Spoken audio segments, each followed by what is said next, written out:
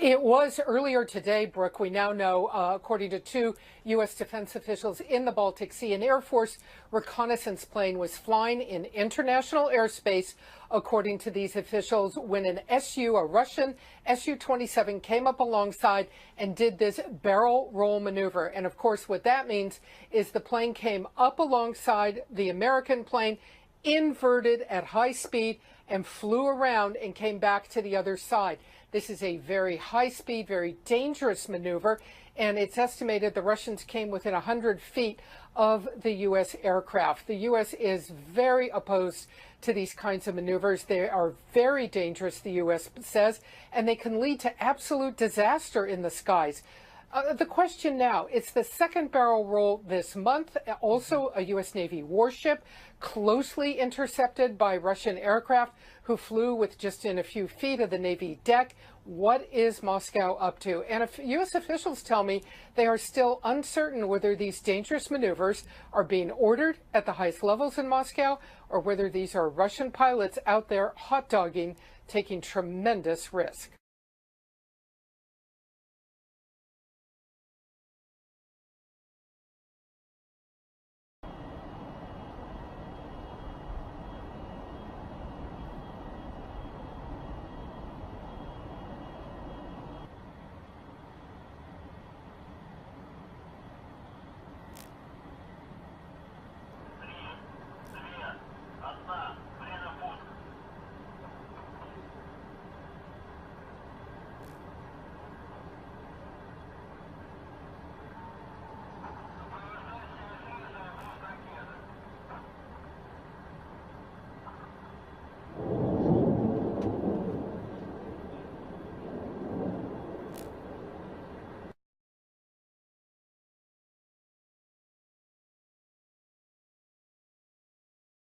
This is something we know that North Korea has been working on for a long time.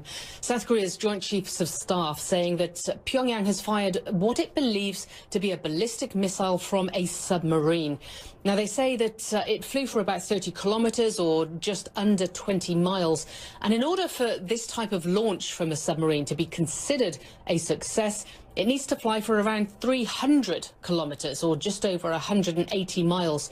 Now, clearly, it fell far short of that, but South Korean officials are not directly calling this a failure, and with good reason. Every test that North Korea does takes it one step closer to its goal. It always learns something, no matter what the outcome. And of course, if in fact North Korea did manage to fire a ballistic missile from a submarine, no matter how far it went, that would be significant. One US official telling us just how worrying this development is for Washington, saying, quote, North Korea's sub-launch capability has gone from a joke to something very serious. The US is watching this very closely. Now, of course, the timing is very interesting, as it always is with North Korea. 2016 has been very busy. It's been very tense. There's been that purported H-bomb test in January, a satellite launch, a claim of miniaturizing a nuclear warhead. And, of course, it just comes ahead of a very rare Congress, a Workers' Party Congress in early May, which hasn't been held since 1980 and will likely be used by leader Kim Jong-un to strengthen his power and his grip on power. And of course, South Korean officials believe that there could even be a fifth nuclear test ahead of that meeting. Paula Hancock's CNN Seoul.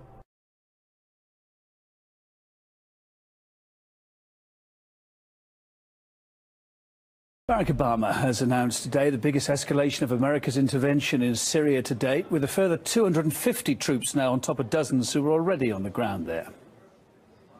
A small number of American Special Operations Forces are already on the ground in Syria, and their expertise has been critical as local forces have driven ISIL out of key areas. So given the success, I've approved the deployment of up to 250 additional U.S. personnel in Syria, including special forces, to keep up this momentum. Well, all positives as he's selling it. There seems to be mixed messages over the years. We'll talk about that in a minute. But was any of this a surprise, what he had to say this morning? Well, Kevin, this certainly came as quite a bit of a revelation, because we certainly don't have to travel back too far in time to remember very different statements. I do not foresee a scenario in which boots on the ground in Syria, American boots on the ground in Syria, would not only be good for America, but also would be good for Syria. There have been a few who suggested that we should put large numbers of U.S. troops on the ground. It is not just my view, but the view of my closest military and civilian advisors that that would be a mistake. Well, these latest announcements to send an additional 250 military personnel to Syria are certainly part of a bigger picture that Barack Obama has been painting here in Hanover on his European tour, where he's been talking about the threats that the U.S. and the EU together as NATO allies continue facing. He's been talking about ISIL being the biggest threat, followed by the need for Europe to stay unified, as well as continued to talk about Russia's aggression when it comes to Ukraine and the future of peace in Europe. Let's take a listen. A lot of workers and families are still struggling to recover. Today, dangerous forces do threaten to pull the world backwards. Barbaric terrorists have slaughtered innocent people in Paris and Brussels and Istanbul and San Bernardino, California. Russian aggression has flagrantly violated the sovereignty and territory of an independent European nation, Ukraine. And that unnerves our allies in Eastern Europe, threatening our vision of a Europe that is whole, free, and at peace. He's covered a fair bit already. What more's to come as we know it over there in Hanover? Well, Kevin, other European leaders are gathering here for talks later on today, where they're going to be meeting with Obama, Merkel, and the leader of France, the UK, and Italy are going to be getting together like old friends to discuss these and other issues. Migration, of course, terrorism is going to continue to dominate the agenda. Syria, Russia, all of this expected to take place during this tour by Barack Obama, which is kind of partially seen, despite the fact that NATO leaders are going to be meeting in Warsaw in July, as a sort of a goodbye tour, a nostalgia tour, because in his speeches and press conferences here in Hanover over the last 2 days, he has had this sort of sadder, nostalgic tone, looking back on his presidency, talking about how the U.S. and the world was able to pick up the pieces after the financial crash. He's been trying to convince people that the world is actually now better off now that his presidency is coming to an end. He's been talking about how security and privacy can walk hand in hand together, which has been quite ironic to see Angela Merkel just sitting 30 meters away from him, considering her phone conversations were wiretapped. So, you know, the leaders are getting together to discuss these issues, but a lot of it is seen as a sort of goodbye tour where Barack Obama is looking back and also trying to point out what he would like to see in the future.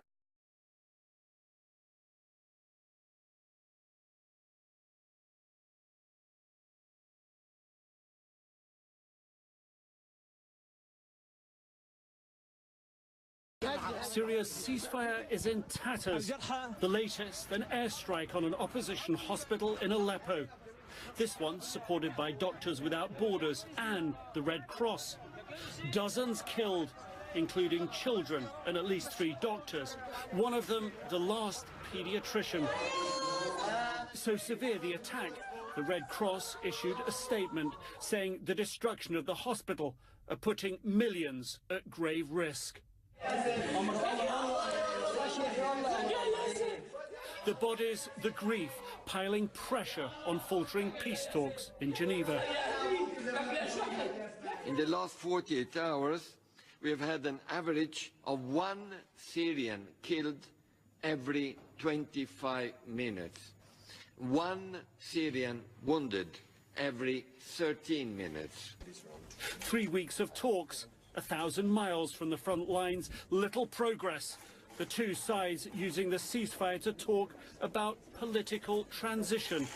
But accusations, not compromises, traded.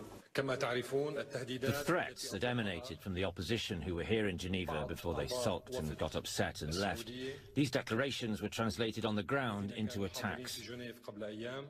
The opposition, for their part, pausing their participation, blaming the government for renewed offensive, making talks meaningless. Within days of pulling back from the talks, opposition fighters last week on ceasefire, shown here in their own propaganda video, back to the battlefront. The UN envoy urging Russia and the United States to step in again, save the ceasefire, save the talks. We need that to be urgently revitalized. And only the Russian Federation and the US, as they did when they launched suddenly everything related to the cessation hostilities, needed to come back again and relaunch it. In the meantime, the killing is escalating. No date set for the next round of peace talks. The UN envoy planning a visit to Moscow next week. Urgency and peace, both in short supply.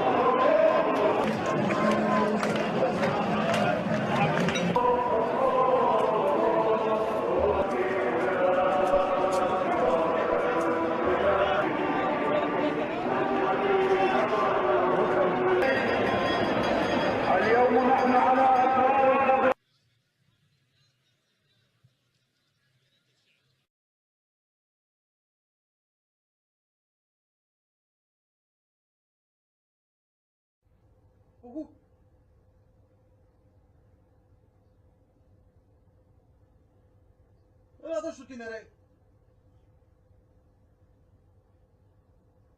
Ρε δώσου. Τους πουσκεδάμε τι πρέπει.